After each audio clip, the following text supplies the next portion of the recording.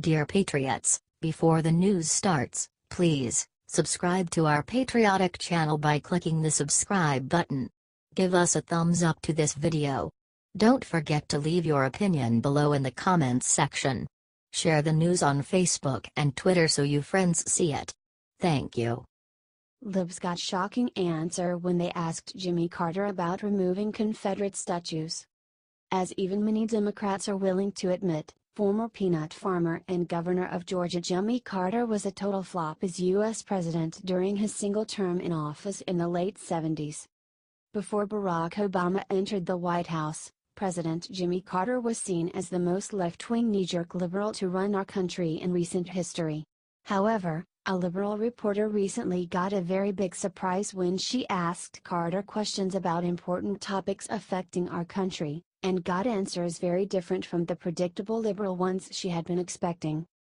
The New York Times left-wing columnist Maureen Dowd asked former President Carter, for example, about what his response is to NFL players kneeling during the national anthem. Carter replied, sensibly, "I think they ought to find a different way to object, to demonstrate. I would rather see all the players stand during the American anthem." Maureen then moved on to another hot-button topic, that of Democrats' desire to whitewash American history and insult Southern heritage by removing statues of Confederate generals and other leaders from public places. Dowd may have overlooked the fact that Carter is from Georgia, and has a deep connection with the region. When she asked Jimmy if the statues should be removed from the parks, he answered, "That's a hard one for me. My great-grandfather was in Gettysburg on the southern side and his two brothers were with him in the Sumter artillery. One of them was wounded but none of them were killed." He continued, "I never have looked on the carvings on Stone Mountain or the statues as being racist in their intent. But I can understand African Americans' aversion to them, and I sympathize with them. But I don't have any objection to them being labeled with explanatory labels or that sort of thing." Are you surprised that Jimmy Carter did not toe the liberal line on these key issues?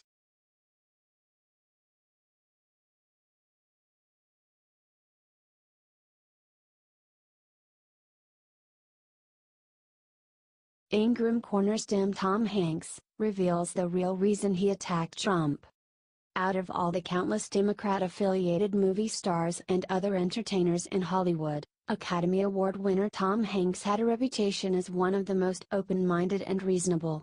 After all, after Republican Donald Trump got elected, he was the one who urged angered fellow liberals to take a deep breath and relax.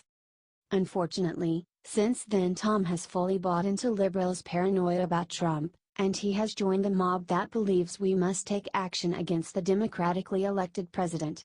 When The Hollywood Reporter asked Hanks if we would attend a hypothetical screening of his new film The Post at the White House, he responded, "I would probably vote not to go."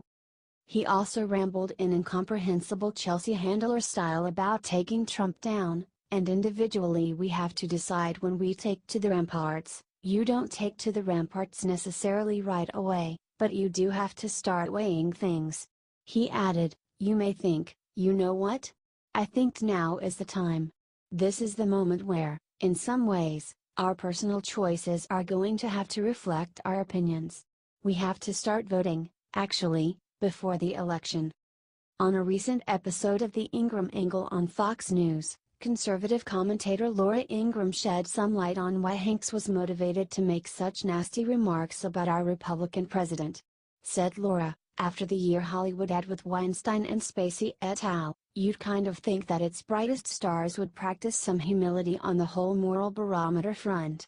Well, no such luck. Instead, one of America's favorite actors is insulting the president just to sell his movie." Laura continued, "Imagine a world," Hanks explained, "where the president treats papers like the Washington Post as purveyors of fake news. Hey Gump, maybe he treats them that way because half the time they are." She then said that the time has come to cast away Tom Hanks and stated, "I kind of like him better, by the way, on the deserted island talking to that volleyball. That was cute. That's the dialogue that I enjoy from Tom Hanks. Riveting. I almost thought it was a basketball, I had forgotten." Do you think Laura is right?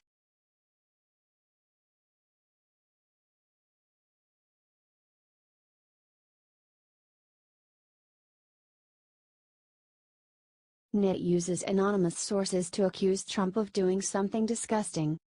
The New York Times made completely disgusting accusations against President Trump. What is their proof of these accusations? Anonymous sources.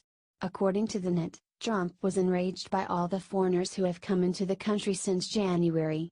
He went on to insult various nations of people. The NIT said he is infuriated 2,500 Afghans have come into the country because Afghanistan is a terrorist haven. He is infuriated that 15,000 Haitians have come here because they all have AIDS. And he is infuriated that 40,000 people from Nigeria came here because they should go back to their huts. Their proof? One person who attended the meeting and another person who was briefed about it by a different person who was there. These people, of course, wanted to remain anonymous. However, they even admitted that several other people at the meeting said these comments didn't happen. Several participants in the meeting told Times reporters that they did not recall the president using those words and did not think he had, but the two officials who described the comments found them so noteworthy that they related them to others at the time, they wrote. The White House put out a statement. General Kelly, General McMaster, Secretary Tillerson, Secretary Nielsen, and all other senior staff actually in the meeting denied these outrageous claims, and it's both sad and telling the New York Times would print the lies of their anonymous sources anyway.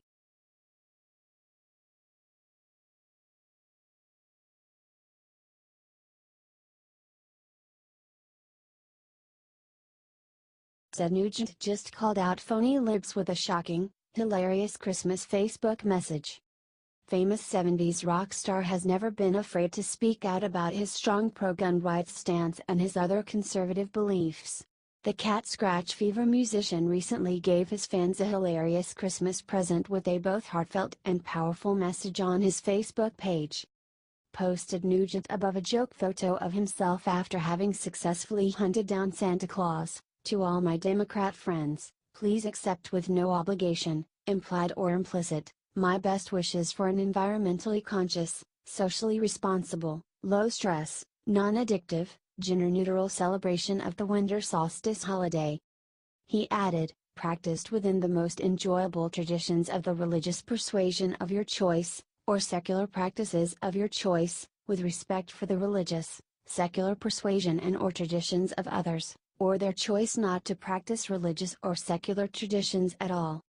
Ted continued, I also wish you a fiscally successful, personally fulfilling and medically uncomplicated recognition of the onset of the generally accepted calendar year 2017, but not without due respect for the calendars of choice of other cultures whose contributions to society have helped make America great. Nugent concluded by writing, not to imply that America is necessarily greater than any other country nor the only America in the Western Hemisphere. Also, this wish is made without regard to the race, creed, color, age, physical ability, religious faith or sexual preference of the wishee. To my Republican friends, Merry Christmas and Happy New Year. How much do you love proud conservative Ted Nugent for this?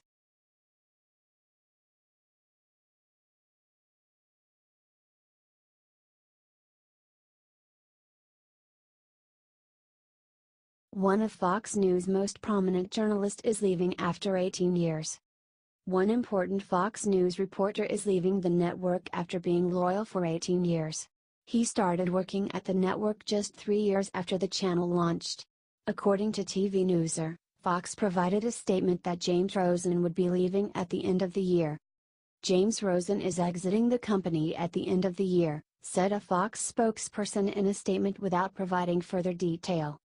James Rosen became infamous in 2013 when it was revealed that Obama's FBI was investigating him for simply doing his job. Rosen had obtained phone calls and emails after he reported on classified intelligence in North Korea in 2009. We are outraged to learn today that James Rosen was named a criminal co-conspirator for simply doing his job as a reporter. In fact, it is downright chilling. We will unequivocally defend his right to operate as a member of what up until now has always been a free press, said Michael Clemente in a statement. With all the fake news we are seeing on CNN, and all over the media, it is a shame when real journalists leave. Why do you think he is leaving? Do you think James Rosen will be missed?